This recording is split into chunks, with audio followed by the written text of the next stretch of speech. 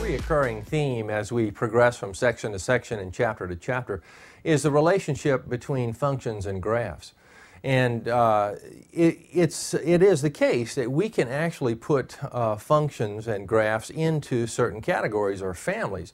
That is, linear functions we've already studied a bit, and we know about linear functions. And we know that the graph of a linear function is a straight line. And all linear functions can be thought of as being members of the same family, the family of linear functions.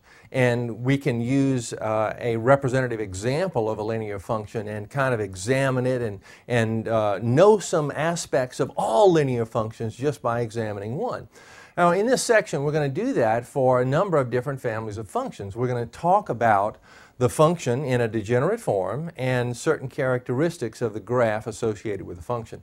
Let's start with the linear function. This is what we know about already. This is the way that this discussion, the kind of the flavor, the flow of it. Linear function is of the form f of x is ax plus b, and we often use the form y equals ax plus b for graphing purposes. We know that this form of the linear function is called the slope-intercept form because it gives information about the slope and the y-intercept. The a value is the slope. Slope is indicated with m. The y-intercept is at the b value, and the coordinates would be 0, b.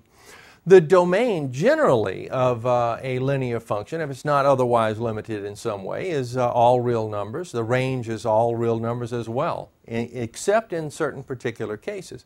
And if the slope is positive, then the graph is increasing throughout the domain, and it's decreasing throughout the domain if the slope is negative.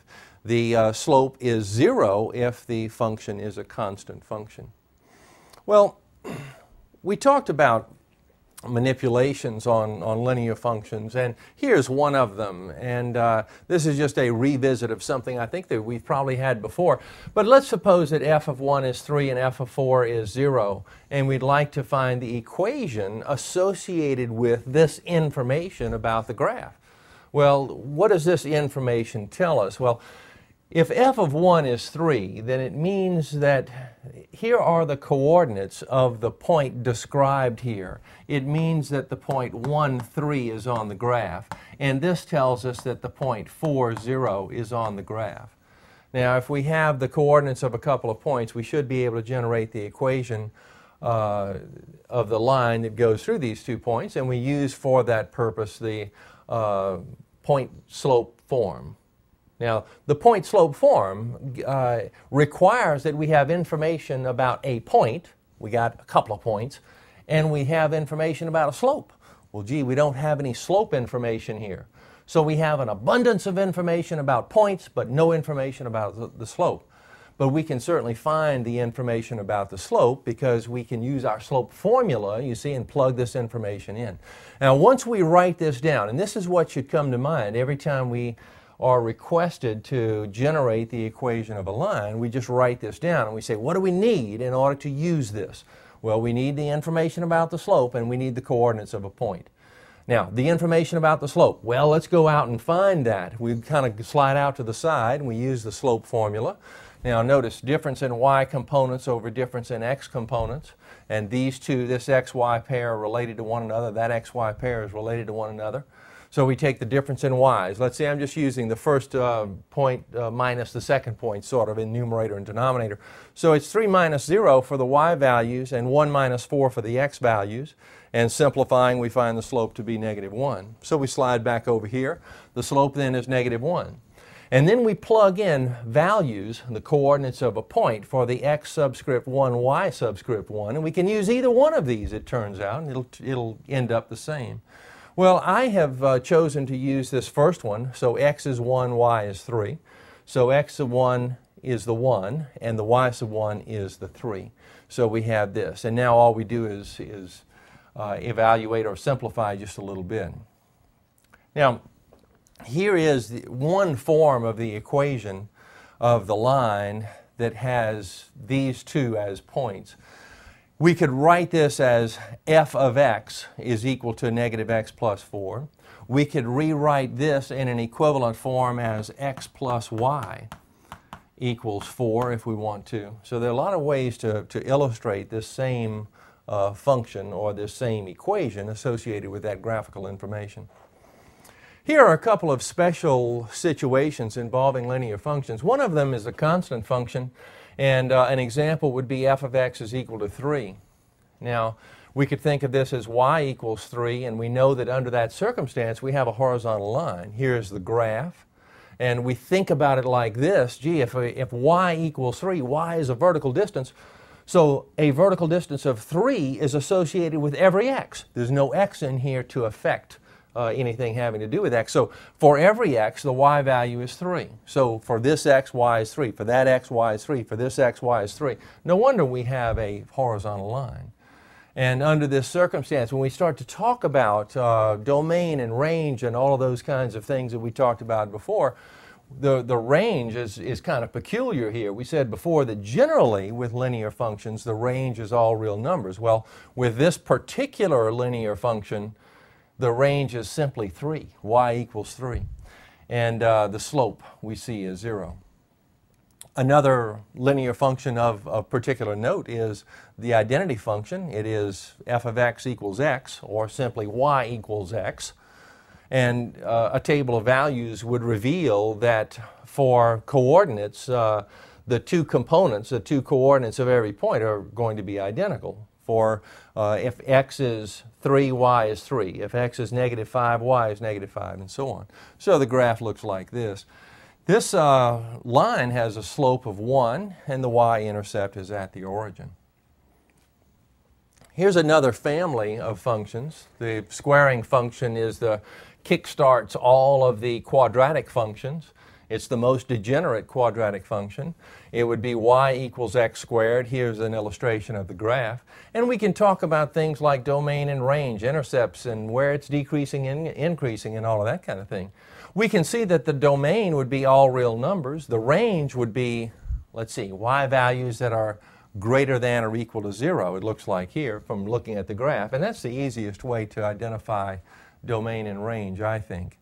The intercepts, well, both x and y intercepts are right here at the origin, so the intercepts would be at 0, 0.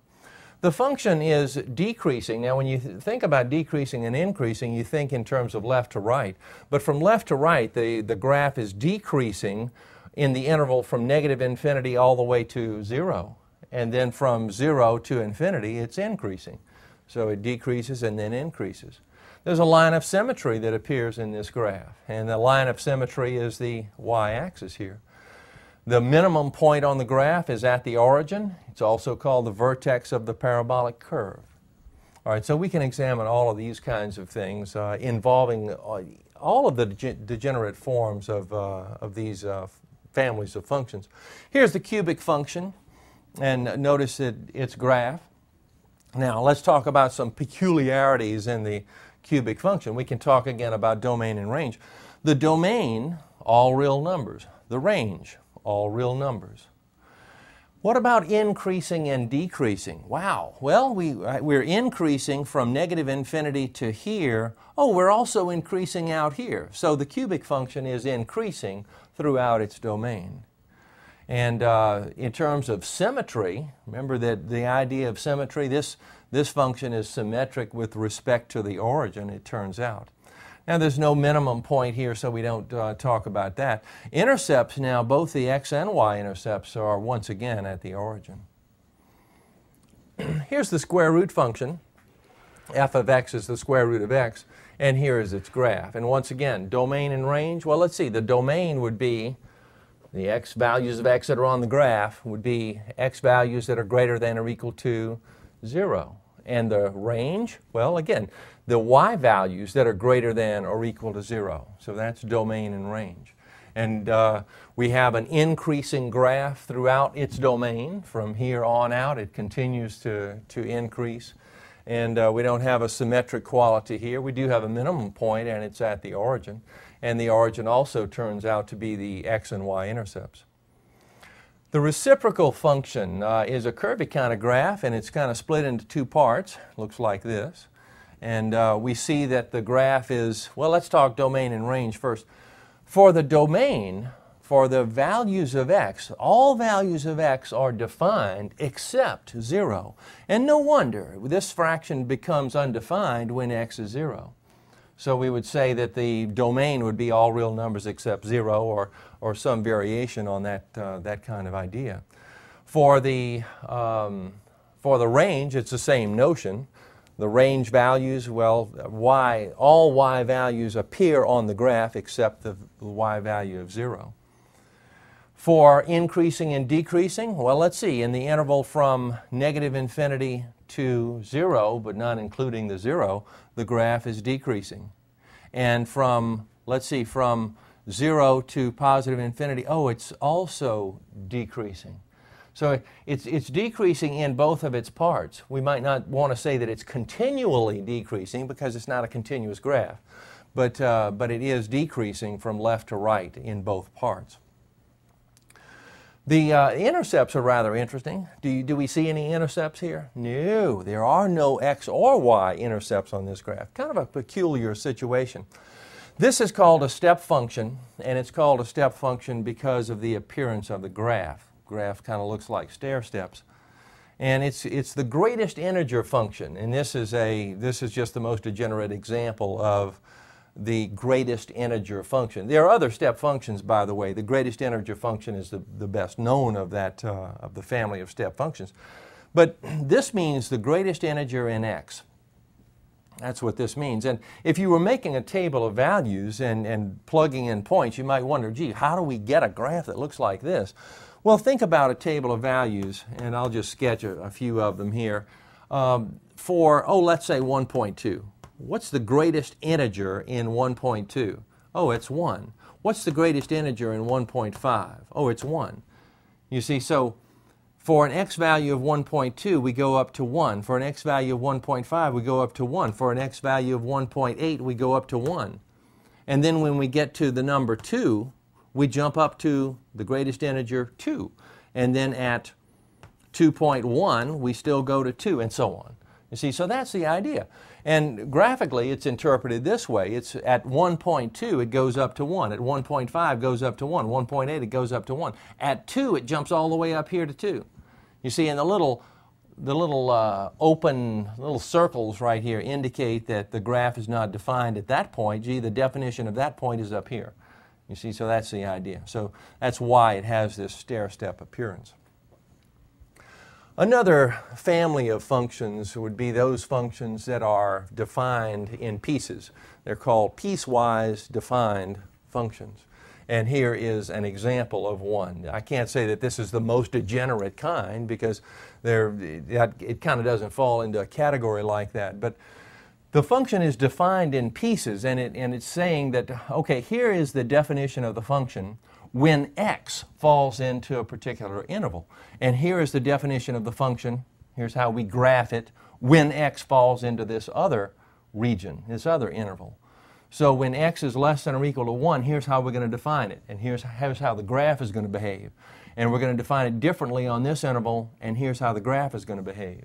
So when we make a table of values, we have to first decide what interval we're dealing with. If we're talking about let's say -1 for x. Well, for an x of -1, we look over here. Which one of these do we use? Well, we come over here and we say, well, this x that we've chosen is less than or equal to 1, so we're going to use this definition. You see, and so we plug x into this. So 2 times -1 would be -2. -2 plus 3, oh, that's 1. So the point -1, 1 is on the graph. You see, so that's the idea. So in all of this, for all of the values of x that lie in this interval, we are using this definition, you see, to make the table of values. And if we jump over to a number like, let's say 3, then we're no longer in this interval for x's, we're in this interval. So when x is greater than 1, and certainly x is greater than 1 if it's 3, we're going to use this definition. So replacing x with 3, we have -3 plus 4, oh, that's 1. So 1, 2, 3 goes up to 1. And that's how we make the graph. Now notice that there's a little hole in the graph right here, and it's because we use this definition when x is greater than 1. And that's all these values over here. But when x is equal to 1, we're using the definition up here, and that's this point. So for every point to the right of 1, an x of 1, we define like this, and we're on this graph. So we show the hole in the graph right here. We show that this point is not included, and that one is. We certainly wouldn't want a solid point both here and here.